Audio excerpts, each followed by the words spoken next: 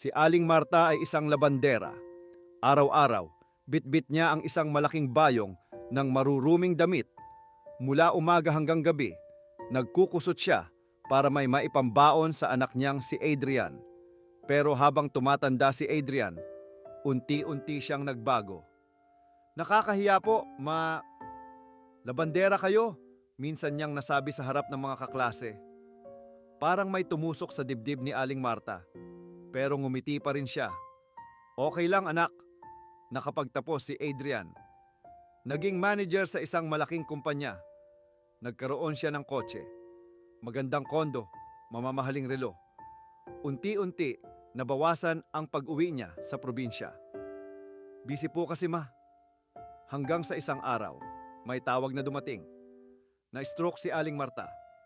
Pagdating ni Adrian sa ospital, nakita niya ang kanyang ina, payat, mahina, halos hindi makapagsalita.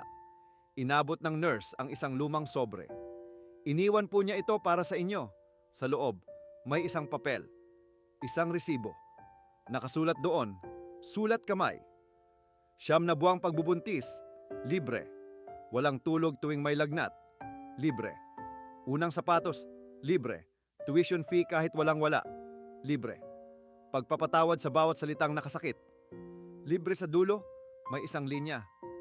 Anak, kung minsan pakiramdam mo may utang ka sa akin, pero ang totoo, ikaw ang biyaya.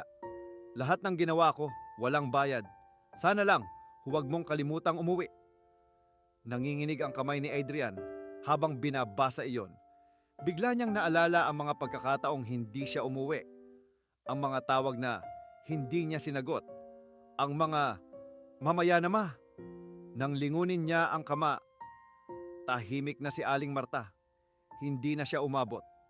Walang huling usap. Walang pagkakataong magsabi ng salamat ng harapan.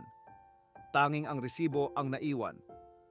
Pagkaraan ng ilang buwan, ibinenta ni Adrian ang kanyang kondo sa syudad. Bumalik siya sa probinsya, hindi para magtago, hindi para magmukmok, kundi para magtayo ng maliit na laundry shop na ipinangalan niya sa kanyang ina. Sa dingding, naka-frame ang resibo. May mga batang nagtatanong minsan, "Sir, bakit po libre ang nakasulat diyan?" Ngumiti si Adrian. Dahil ang pagmamahal ng magulang, hindi sinisingil. Pero kapag hindi mo pinahalagahan, maaaring huli na ang lahat. Habang buhay tayong abala sa paghabol ng pera, may isang taong tahimik na gumagastos ng buong buhay niya para sa atin. At ang pinakamasakit na katotohanan, hindi lahat nabibigyan ng pagkakataong makabawi. Kaya, habang may oras pa, umuwi ka. Tumawag ka, magpasalamat ka, dahil ang mamaya na minsan, nagiging hindi na.